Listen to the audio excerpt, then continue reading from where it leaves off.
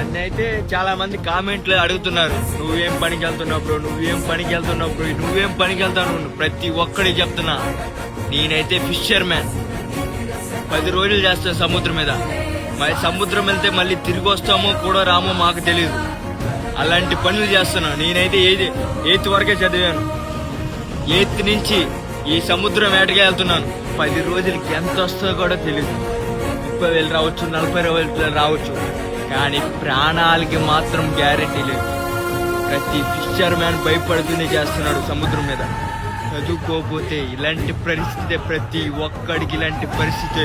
హోటళ్ళని ఇక్కడని అక్కడక్కడ ఇక్కడెక్కడని ఒక్కడి కింద బతకాల్సిందే. గుర్తుపెట్టుకో, చదువు నిన్ను ఎంత పైకి తీసుకుని వెళ్తుందో అంత పైకి తీసుకుని వెళ్తుంది, కానీ కింద అంచనా నిన్ను మాత్రం తక్కువ అంచనా ఈ చదువు అనేది. ఎందుకు చెప్తున్నా, నీకోసమే చెప్తున్నా. హోటల్లో ఇటలా ప్లేట్లు గీట్లు కడగడానికైనా నువ్వు పుట్టింది. కసి తీరా నువ్వేం సంపాదించే సొంతంగా పెట్టాలని లేదా, ఏదైనా బిజినెస్ ఐడియా లేదా, నీకు జాబ్ తెచ్చుకోవాలని లేదా, అంతే.